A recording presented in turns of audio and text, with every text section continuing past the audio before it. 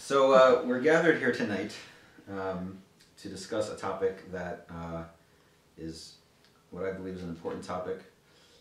Every person that I've spoken to recently about it, or ever, feels it's an important topic, but it also happens to be an extremely awkward topic. It's a topic that is many people consider inappropriate to even discuss publicly. But in light of recent events in the Hasidic-Charedi community that are not 100% related but are very much connected with it, I believe that it's time that these topics be addressed publicly. And I would like to raise some ideas.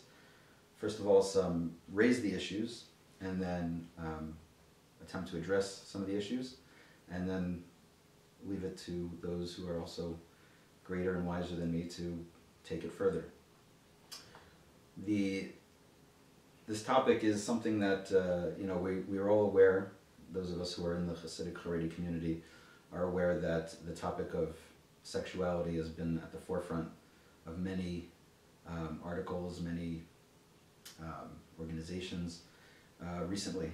Headlines in the news, some relating to sexual abuse, which is something that has come to the fore more recently, and that the Hasidic-Charedi community has been willing, in some places willing, in some places less willing, but forced to deal with in the past few years.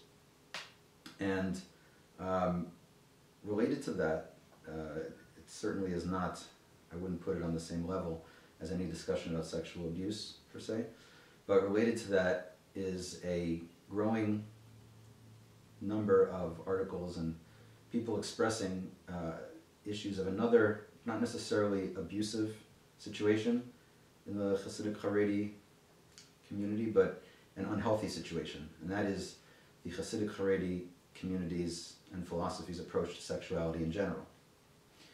The whole topic of sexuality in general, based on my experience and based on the experience of all those who I've spoken to who are willing to talk about it, is a collective sense and feeling that the approach to sexuality that we're taught, going back to when we're teenagers, and I'm specifically referring here more to men, because that's the experience that I've had, and I know that women and girls have another experience about this topic that they feel is unbalanced and that is very much tied into the issue of modesty.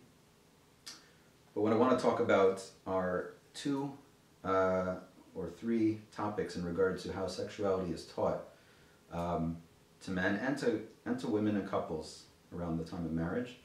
That is a topic that really needs to be addressed. And these are things that, as I said, I got involved in actually researching this topic because of personal experiences, which I'll discuss in a moment.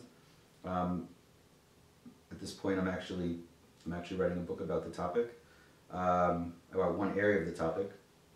So I've done a lot of research into one particular area, and I want to offer some solutions, for those who won't necessarily want to buy the book in the future, but I feel that this information should be made available to people.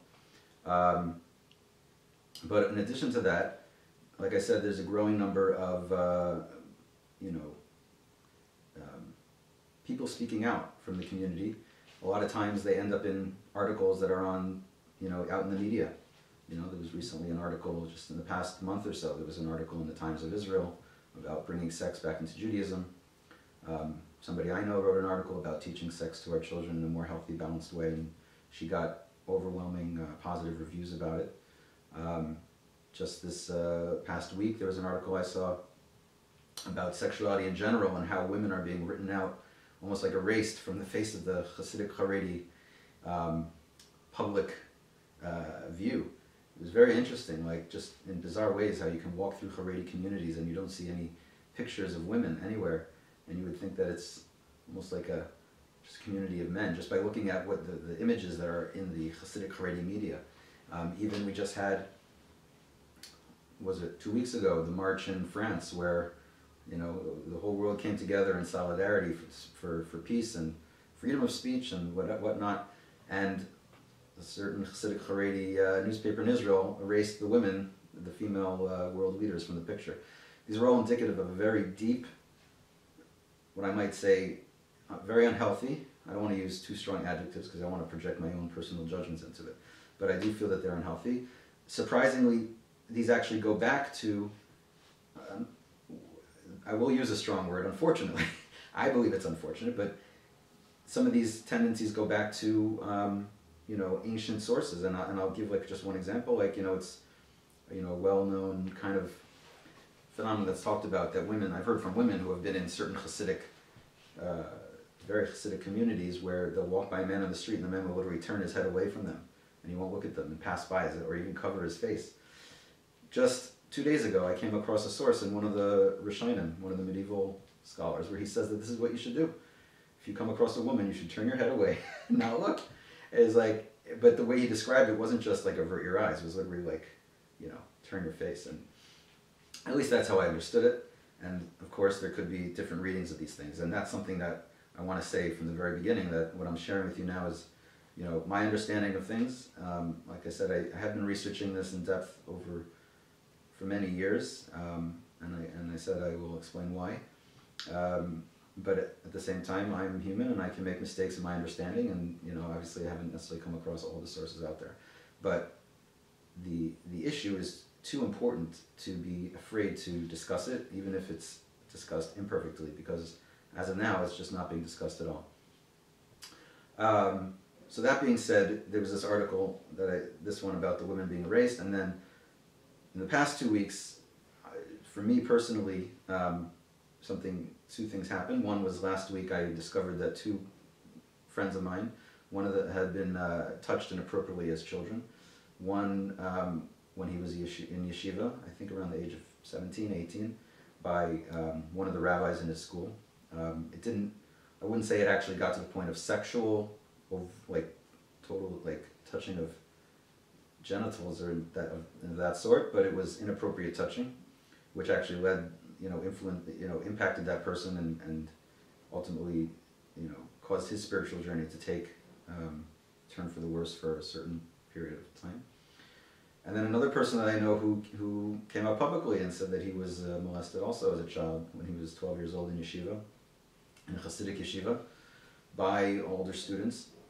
And this rabbi, this is just a week ago on Shabbos, he was talking about how, something that I feel has come up in the discussions about this, is that we as Jews, and from Orthodox Hasidic Jews, we're supposed to be the light into the nations and bring wisdom and enlightenment on all areas. And, when it comes to the realm of sexuality, we talk about not talking about it publicly because of modesty. I would venture to say that really, on a certain level, it may be about modesty on some level, but I think there's also a certain level of embarrassment, because the approach to sexuality that many Chasidic-Charedi communities believe in, I'm going to use a strong word here, but it's actually full of superstition, bad science, and simple, complete lack of empathy and understanding of human psychology and emotions and chemistry, biology. It's a very big issue. And when the rabbi spoke about it, I felt that the bottom line is it has to be spoken about, and I'm not sure what else to wait for. But I was still a little bit unsure until this past week. Another article came up in the New York Times, of all places, about a modern Orthodox woman who works as a nurse, and she the title of the article, I believe, was Orthodox Sex Guru. And I read the article. I read it very quickly. I didn't collect all the details of it, but what I gathered from it was that she is a nurse working in either in a hospital or a clinic somewhere, and she counsels women from Williamsburg and maybe other Hasidic communities who are not living sexually fulfilling lives. Some of them, in one case, they didn't even know how to be pleasured, how their own anatomy worked. And she would suggest different ways to spice up things, or even to educate them, and then she would send them home to their rabbi. And the rabbi would then decide what's okay according to halacha and what's not. And it really bothered me when I was reading this, first of all, just in general, that these people are so disconnected from sexuality. that they don't even know how to experience sexual pleasure. But even this idea of sending them to the rabbis, because what I've come across through the research is that when people turn to rabbis, at least on one particular topic, the answers they were given were so embarrassing. I'm embarrassed even to say them on camera, but we'll talk about it because it has to be spoken about. In any case, so this is why we're sitting here tonight. There's the name of our lecture, if we shall call it, is actually the name of the book that I'm writing, which is, God willing, will be a series. It's Sexuality and Jewish Law, in Search of a Balanced Approach in Torah. That's ultimately it's a very serious topic, but the subcategories I feel can be a little bit more playful. And we're going to discuss 3 subcategories tonight, God willing, we get through them all. One of them is about marital intimacy, and the name of that subject is Halachic Positions Your Rabbi Never Told You. What Jewish law really says about passion in the marital bed. Topic 2 will relate to what teenagers are taught about sexuality, the topic of that lecture. And I want to say, before going forward, actually, that we're going to be using very direct language in this discussion. When it comes to halacha, the Lubavitcher Rabbi actually says that when it comes to halacha in one of his sichos, you have to speak very clearly, even though sometimes Torah tries to use clean language to avoid saying things which are maybe impure or could be called dirty. But in other places the Torah does use direct language, and the Rebbe says that the difference is when it's talking about a story of Torah, you use clean language. When you're talking about halacha, you cannot cause any confusion or ambiguity, you have to speak directly. So we're going to use very direct language. The Rebbe actually has a letter where he talks about it as well. And the Rebbe, someone had written to the Rebbe apparently apologizing for speaking openly about a certain topic, and the Rebbe said to him the same thing. So we're going to follow the Rebbe's lead, not the least of the reason why is because we're actually sitting here today in Crown Heights in the Chabad community. My background actually is not originally from Chabad. My background came from actually conservative Judaism to modern Orthodox Judaism with yeshivish and then to Chabad. But it's an important thing to say from the beginning that we're going to be speaking using nothing that's going to be provocative, but when we speak and use sexual terms, we're going to use the English. We're not going to try to, hide things. And as you'll see, it actually, one of the reasons why there's so much confusion when it comes to marital intimacy with the halachas are is because the Gemara itself tried to use clean language that, after just a few generations, became confusing among the commentaries, and they argue about what was the meaning and all this. So, in any case, this was all a prelude to the name of the second topic. The name of the second topic is Sexuality the Way It's Taught to Teenagers, and the title is Masturbation, the Greatest Sin There Never Was. And that relates to the phenomenon that in Torah, the one sin that's not actually included in the Torah, that's not actually mentioned overtly as a prohibition, is the supposed sin of masturbation. But when you look in the writings, rabbinic writings, and especially in Kabbalistic writings, they elevated the issue of masturbation to be worse than pretty much any other sin in the Torah. In some cases saying that repentance, according to some sources, saying that repentance was impossible, and if not impossible, almost impossible. And the third topic takes us a little bit away from the Jewish law aspect of it, but is a critical ingredient, and that is the role that the teachings of Hasidus play in this. The reason for that is that the way that Hasidus has been taught to us as Hasidim and to the world is that the Baal Shem Tov came as an anti-ascetic. He came to, in the centuries prior to the Hasidism, the righteous men back then were very pious, and they used to do self-mortifications, and they would hurt themselves and roll in the snow, and they would fast and do all kinds of things, and the Baal Shem Tov came to eliminate all that.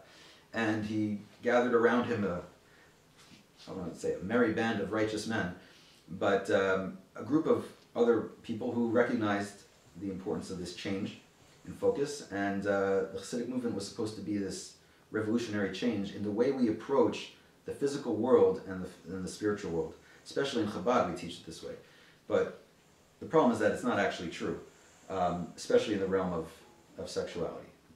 I haven't found particular teachings myself in my research from the Baal Shem Tov about sexuality, but we find in the next generation and the generations after that, teachings about sexuality that are very, very harsh. And we want to talk about that as well, God willing. So the third topic is Hasidism and the joy of sex, mixed messages.